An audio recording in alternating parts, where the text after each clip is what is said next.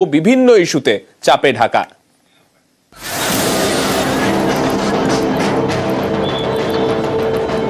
কয়েক মাস ধরে অস্থির বাংলাদেশ, অর্থনীতি ধুঁকছে, মূল্যবৃদ্ধি বেড়েছে।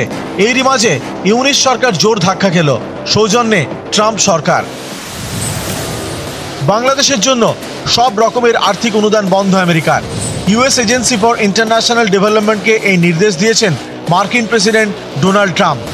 বিশ্বজুড়ে উন্নয়নমূলক কাজ করে আমেরিকার এই সংস্থা ইউএসএইড, তাদেরই বাংলাদেশের সব কাজ বন্ধ করতে নির্দেশ দিয়েছে ট্রাম্প সরকার।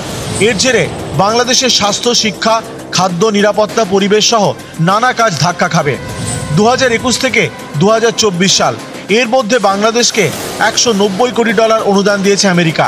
এর একটা অংশ রোহিঙ্গা সংকট মোকাবেলায় খরচ করে ঢাকা। মার্কিন অনুদান বন্ধ হওয়ায় এই ইস্যুতেও ধাক্কা খাবে বাংলাদেশ। এটাতে একদিকে যেমন বাংলাদেশের কিছু যে ন্যাচারাল ডিজাস্টার এবং সে ন্যাচারাল ডিজাস্টার রিলিফের যে কাজ, বাংলাদেশের পাবলিক হেলথ রিলেটেড যে কাজকর্মগুলো, যেগুলোতে মার্কিন যুক্তরাষ্ট্রের সরাসরি অনুদান এবং হুয়ের তরফ থেকে যে মার্কিন অনুদান, সেটার একটা ভূমিকা রয়েছে। মার্কিন যুক্তরাষ্ট্রের যে বর্তমান প্রশাসন, তারা কিন্তু ইউনূস সাহেবের যে প্রশাসন, সেটার একটা বরাবরই বিরোধিতার জায়গা তারা নিয়ে এসছে।